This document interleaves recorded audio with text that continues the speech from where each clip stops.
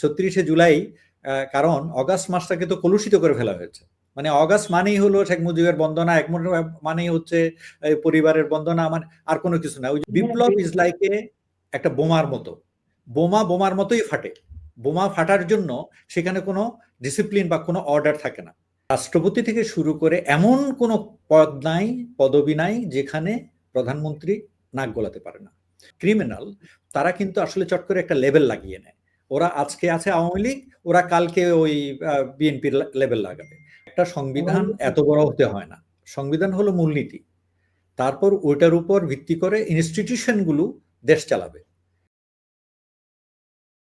এই যে সংবিধানের গুরুত্বপূর্ণ বিষয়গুলো যখন যাদের মন চাচ্ছে, যেই সরকার আসছে তাদের মতো করে বাতিল করছে, তাদের মতো করে পরিবর্তন করছে, তো এই সংবিধানের আসলে প্রয়োজনীয়তাটা কি, গুরুত্বটাই কি, আর এটাকে কবর দিলেই কি, আর এটা কি করলে কি? আমি তো বাংলাদেশে কোনো রাজনৈতিক দল আসলে সংবিধানই মানে না।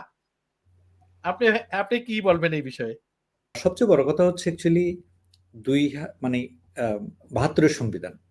বাংলাদেশ স্বাধীন হলো, বাংলাদেশ স্বাধীন হওয়ার পর ১ বছরের মাথায় ৭২ সালের ডিসেম্বরে, ৭২ সালের ডিসেম্বরে এই এই ১৬ ডিসেম্বর এই না ১৬ ডিসেম্বর তো ৭১ 16 ডিসেম্বর বাংলাদেশের বিজয় দিবস। জি নো, এটা ৭১-এর ১৬ ডিসেম্বর হচ্ছে বিজয় দিবস, জি আর ৭২-এর ১৬ ডিসেম্বর এই সংবিধান শেষ হয়ে গেল রচনা।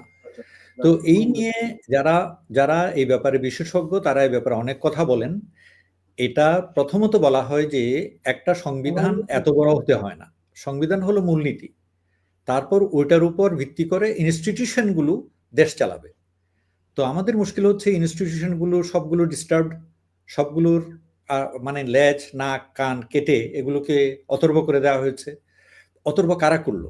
এই সংবিধান আবার সংবিধান ৭২-এর সংবিধান হচ্ছে এমন একটা সংবিধান যেটা একজন রাষ্ট্রের প্রধান নির্বাহীকে অর্থাৎ প্রধানমন্ত্রীকে এত পরিমাণ ক্ষমতা দিয়েছে যে she can be just termed as a dictator, simple.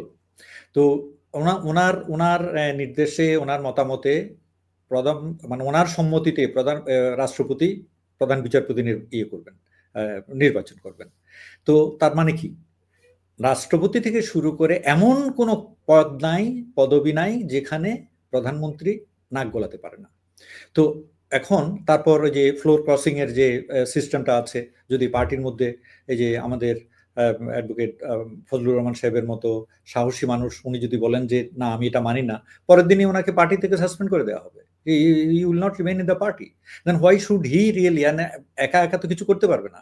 So এই ধরনের কতগুলো জিনিস মানে বাধাবন্ধকতার জন্য স্বাধীনচেতা মানুষ যারা তাদেরকে টুটি চেপে ধরা হয়েছে, তাদেরকে লিমিটেড করে দেওয়া হয়েছে তাদের ক্ষমতাকে।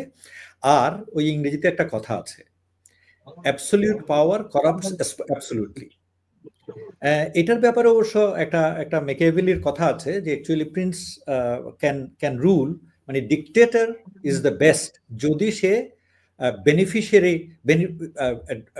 ডিক্টেটর হয়। যে ডিক্টেটরটা মানে জনউপকারী, সেই ধরনের ডিক্টেটর যদি হয় তাহলে রাষ্ট্রের জন্য সবচেয়ে ভালো। Otherwise dictatorship always against the general mass.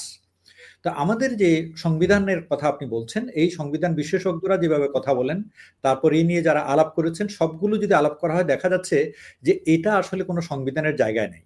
তো তাই যদি না থাকবে তাহলে সংবিধান আরেকটা রচনা করতে অসুবিধাটা কোথায়? আমরা যদি একত্রিত হই। এখন কথা হচ্ছে এই সরকার কি পারবে, বা এরাই কি বিপ্লবী? এই যে ডুয়েল কথাগুলো কথা, as a matter of fact আমাদের এখানে সমস্যা হয়ে গেছে কি, আমরা সবকিছু বুঝি না। ব্যাপারটা হলো বিপ্লব কখনো আগের একটা একটা সুন্নতকে অনুসরণ করা হয় না, যে অমুকরা এভাবে করেছিল তুমি কেন ভাই বিপ্লব এভাবে করছো। বিপ্লব ইজ লাইক একটা বোমার মতো, বোমার মতোই ফাটে। বোমা ফাটার জন্য সেখানে কোনো ডিসিপ্লিন বা কোনো অর্ডার থাকে না। যে যে মাও সেতুং যে লং মার্চ করেছিল, দ্বিতীয়বার আর ওই রকম লং মার্চ হয়নি। সুতরাং তারপর লেনিন যে এরকম রিভোল্ট করেছিল, সেই রিভোল্ট আর একই রকম জিনিস আর হয়নি। ফিদেল কাস্ট্রো যেভাবে করেছিল, চে গুয়েভারা যেভাবে করেছিল, একইভাবে ওই জিনিস হয়নি। সুতরাং কখনোই না, অনেকেই বলে যে আচ্ছা আর্মি থেকে কেউ কোনো কিছু হবে না। ভাই আর্মিতে যদি কোনো কিছু করবে তাইলে এটাকে ওরা জানান দিয়ে করবে নাকি? জানান দিলেও তো আর এটা রিভলিউশন থাকলো না। এবং সবসময় একটা জিনিস খেয়াল রাখবেন, যারা রিভলিউশনে যায় তারা সব প্রচলিত কনস্টিটিউশন বা রুলের এগেনস্টে যায় to break everything, taking the risk of their lives. Simple. তারা যদি বিজয়ী হয় তাহলে তারা হিরো, আর যদি না হয় they will be hanged. Simple. তো আমাদের এখানে যেটা হয়েছে সেটা হলো একটা জায়গায় গিয়ে এই ছাত্ররা, এখানে আবার অনেকে অনেক রকম গল্প বলেন। এখন দেখি তো ব্যাপারটা হয়েছে কি, 5 তারিখের আগে 5ই অগস্ট বা 36শে জুলাই, বড় সুন্দর নাম দিয়েছে ওরা 36শে জুলাই, কারণ অগাস্ট মাসটাকে তো কলুষিত করে ফেলা হয়েছে। মানে অগাস্ট মানেই হলো শেখ মুজিবের বন্দনা, এক মানেই হচ্ছে পরিবারের বন্দনা, মানে আর কোনো কিছু না। ওই জন্য ওরা 5ই অগস্ট না বলে ওরা 36শে জুলাই বলে। তো এই যে 36শে জুলাইয়ের আগে আমরা কখনো এইভাবে আলাপ করার সাহস করেছি? করিনি।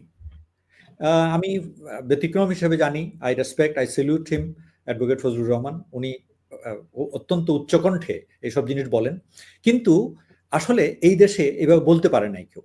এখন বলার যখন সুযোগ দিয়েছে তখন সবাই এমনভাবে বলা শুরু করেছে, তুমি কিছু করলে বলবে যে ভাই এটা কেন করলা, আর যদি না করে বলে যে এটা করলা না কেন। আমি সেদিন একজনকে জিজ্ঞেস করলাম, এই যে আপনি বলছেন যে পেঁয়াজের দাম বেড়ে গেছে, ভালো কথা, একটু অপেক্ষা করেন, সিন্ডিকেট তো ওদের, নিয়ন্ত্রণ করার জন্য তো কোনো কিছু নেই। এই যে কারওয়ান বাজারে ছাত্ররা যখন পাহারা দিল তখন সিন্ডিকেট নাই, সুতরাং দাম কমে গেল। কিন্তু ছাত্ররা তো আর সারা জীবন ওখানে থাকতে পারে না, তারা তো এই কাজের জন্য না। ওরা যখন সরে গেল, আইন শৃঙ্খলা বাহিনীর কেউ নাই, সুতরাং আবার সিন্ডিকেট চলে আসছে। এখন সিন্ডিকেট কোন লেভেল নিয়ে আসতেছে, অ্যাকচুয়ালি মানে মানে যারা ক্রিমিনাল তারা কিন্তু আসলে চট করে একটা লেভেল লাগিয়ে নেয়। ওরা আজকে আছে আওয়ামী লীগ, ওরা কালকে ওই বিএনপির লেভেল লাগাবে। আমি বলছি না যে খারাপ লোক ওখানে নেই, কিন্তু এই যখন করা হয় তখন সরকার কি করবে? আচ্ছা, এই সরকার করলো কি, আবার এখন তো 40 টাকা। সেদিন একেবারেই অভূতপূর্ব, যেটা আগে কখনোই এতটুকু হয়নি, পেঁয়াজের দাম হয়ে গেল 40 টাকা। তো এটাকে আমরা অন্তত ক্রেডিট দেই, এ কথাটা উচ্চকণ্ঠে বলি না, এটার বলবে না, বলবে যে না ওই তাইলে পটলের দাম বাড়লো কেন। দিস, আমি একটা কথা বলবো, আমাদেরকে ধৈর্য ধরতে হবে, আমাদেরকে বুঝতে হবে।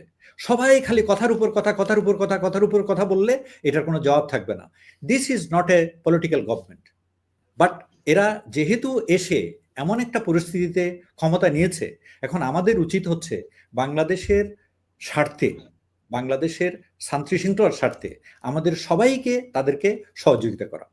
এখন ওই যে বলছিলাম রাজনৈতিক বাস্তবতা একরকম, নর্মাল বাস্তবতা একরকম। তো ফজলুর রহমান ভাই, এটা বড় ইন্টারেস্টিং জিনিস। আমি মাগুরা থেকে চলে আসবো, ওখানে যারা উপজেলা চেয়ারম্যান ছিল তাদের সাথে আমার একটা ভালো সম্পর্ক হয়ে গেছিল। এমনকি নিতাই রায়চৌধুরী উনিও আসতেন, আমিও, অফকোর্স তারা আমার শ্রদ্ধেয়, তারা জনপ্রতিনিধি, আই সেলিউট দেম, বাট তারা খুব ফ্রেন্ডলি হয়ে গেল। তো আমি যখন বললাম যে আমরা চলে যাচ্ছি, তখন আমার নাম মনে আছে, মিস্টার আব্দুল আওয়াল, উনি ছিলেন উপজেলা চেয়ারম্যান ইয়ের সদরের, মাগুরা সদরের। উনি বললেন, আশা ভাই আপনি যে চলে যাচ্ছেন, আমরা কিন্তু আপনার যেইভাবে এই নিরুপদ্রব ভাবে আপনি রিলিফ ডিস্ট্রিবিউশন করেছিলেন, আমরা আর তা করতে পারবো না। আমি কেন? এটা তো আমরা দেখাই দিয়েছি কিভাবে করবেন। বলেন না, এটা আমার দ্বারা সম্ভব না, বিকজ নদীর কোলের মানুষরা নদী বন্যায় ক্ষতিগ্রস্ত হয়েছে, ওদেরকে রিলিফ দেওয়া দরকার, কিন্তু ওই লোকরা আমাকে ভোট দেয় নাই। আমার ভোটার যারা যে এলাকায়, সেখানে কোনো বন্যা হয় নাই।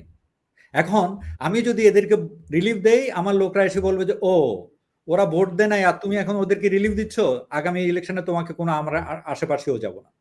এখন আপনারা যখন দেন, আমরা বলি যে ভাই দেখো কি করবো, আর্মি দিচ্ছে। তার মানে হচ্ছে পলিটিক্যাল রিয়েলিটি। আমি তখন বুঝলাম যে he being a political leader, he is telling me this thing. তার মানে হচ্ছে ওনারা মজবুরির মধ্যে থাকেন। পলিটিক্যাল রিয়েলিটি একরকম, আর অন্যরকম রিয়েলিটি একরকম। এই গভর্নমেন্টের যে পলিটিক্যাল রিয়েলিটি ওইরকম নাই, তাদের এরকম কোনো ইয়ে নাই যে নেক্সট ইলেকশন হবে, হ্যাঁ ইলেকশনের মধ্যে ইউনূস সাহেবকে দাঁড়াতে হবে, ওনার কোনো চাপ নাই। বাট বিএনপির চাপ আছে, জামাতের কিছু না হলেও চাপ আছে। সুতরাং এই যে নির্বাচনের প্রসঙ্গটা, সেটা কিন্তু political reality, is not ground reality.